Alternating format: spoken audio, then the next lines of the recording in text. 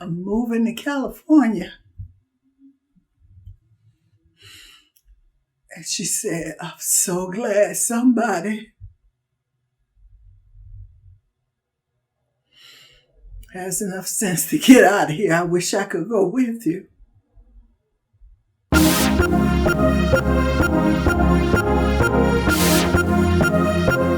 Let me tell y'all something. When I moved to LA, I did not know that people in my family were going to hate me for 30 years. All I knew was I didn't want to die in Texas. I didn't want to die in Houston. I knew there had to be someplace else for me to reside. And at the time, I had decided I would either go to New York or Los Angeles.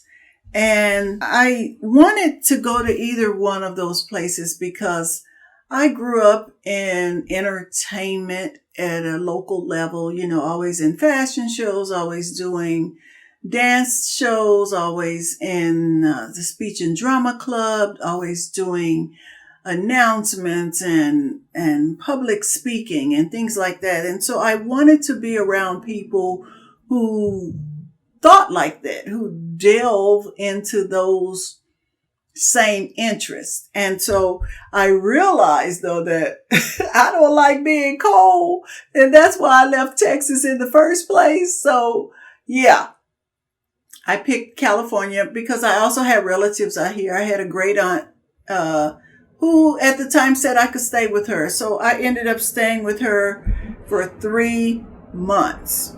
Let me tell y'all something. 3 months of hell. Now, let me explain the setup. She lived in Inglewood in a townhouse, and she said she had an extra room. It was a room that she had set up for her office, her computer. It looked like a closet, but it was big enough for me to sleep in there on the floor.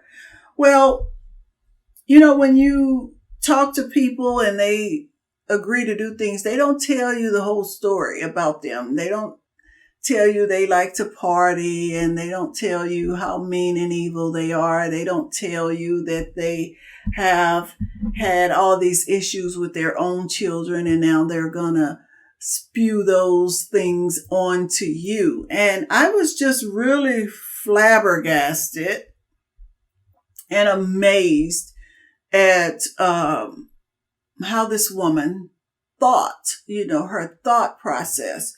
I had agreed to do her hair. I was a hairstylist, let me say that, in the early days of my life. And she bragged about going to this celebrity stylist, oh, I get my hair done. It cost me $150 to get my hair done and all that. I was like, well, $150, shit, I can do your hair for that. How about I do your hair? So let's say you get your hair done every 2 weeks. I can do your hair, and that $300 can go for my rent. You don't have to pay that out of your pocket to get your hair done. Well, I don't know. He's really, really good. Okay, well, let's try me out. Baby, first time I did her hair, everybody was telling her hair ain't never looked that good. She was so jealous at the compliments of her hair that made her not like me for doing her hair. What kind of shit is that? So, yeah, that went on. Then she accused me of having orgies and parties when she wasn't even at home. I don't even know how all this could have happened because I was in school. I had to be recertified for the state of California. So I was always in school. And if I wasn't in school, I was over. We have had cousins. I have cousins that live out here, and one of them had a pharmacy. She was a pharmacist, and I would always be over there trying to work, earn some money. So, let me back up. First of all, I didn't even know what no damn orgy was. I was barely 21. I had to ask somebody what that meant. Yeah, I'm embarrassed. I had to ask somebody what orgy meant. And then I was like, well, where am I gonna find the people to come to the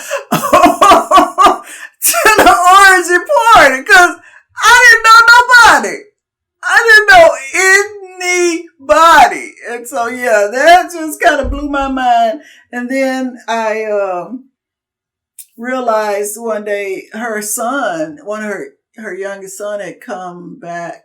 I don't know if it's younger, but youngest, but one of her kids had come back and he was going to stay there for a while. And she didn't even want him to like me or befriend me, and I remember it was real cold and, we all think it never rains in Southern California and we all think it never gets cold in Cali. It's always sunny. Southern, baby, I came here in December. It was raining and cold as fuck. I didn't even bring a coat. And honey, my cousin said, hey, P, you can use this jacket. I never wear it. My mom gave it to me. I don't even like it. It was a white jacket, puffy. It would keep me warm. She told him he can't give me no jacket. He ain't about nothing in that house. And he can't give me no jacket.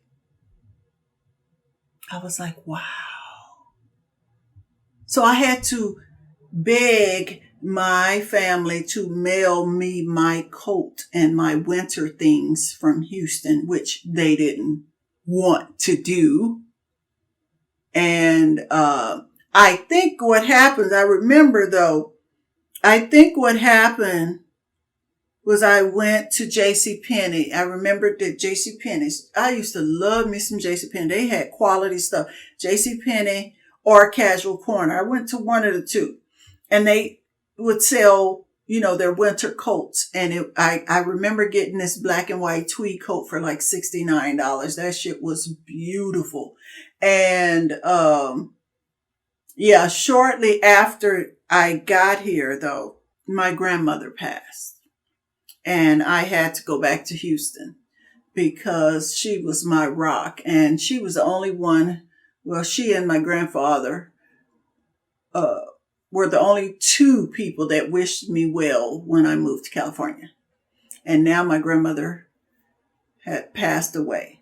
And I was just devastated because she was my heartbeat, And she had cancer. She had breast cancer. And she had been fighting it a really, really long time. And I remember when I told her, I said, Grandmama,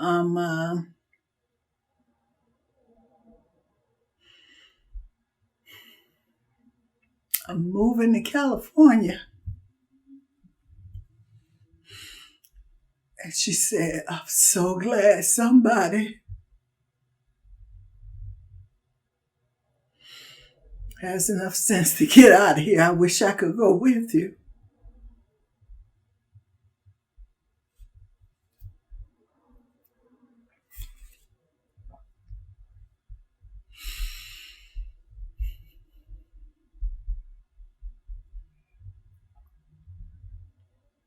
I remember a conversation we were having one day when I was here, because I would call and check on her all the time. And this one particular time, she said, Trishan, I think I'm dying this time. And I said, Grandma, don't say that. You got to stop playing and saying that stuff. And she said, no, I think I'm serious this time. And I remember my uncle was there that day, Uncle Ron, and he said, Mom, stop saying that. And he got her off the phone. And 3 days later, she passed away. And my life has not been the same. And that was in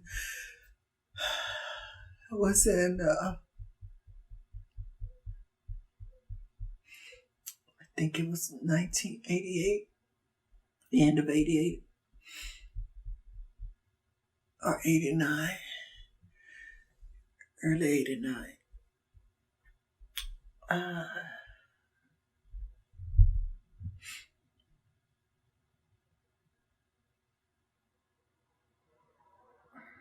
cancer is Cancer is not a pretty sight. My mother worked at MD Anderson Hospital, one of the number one cancer hospitals at the time in Houston. And so we grew up in a hospital environment, and I remember always seeing the cancer kids, cancer patients when I would have to go pick up my mom, and sometime I would go inside to try and find her because she was always late coming out, getting off work, always late. And I was a young little thing, and I was driving. I learned how to drive at 11, and I was driving around Houston like I was fully grown. And one of the reasons, too, I would drive for my grandmother, get groceries, deliver food. She loved to cook, things like that. And so we got to see what cancer does to people. And it's not a pretty sight. So I send blessings out to anyone and everyone who has to deal with cancer in some form or fashion. I know your pain, and all I can say is just try to make the best day out of every day with the people you love.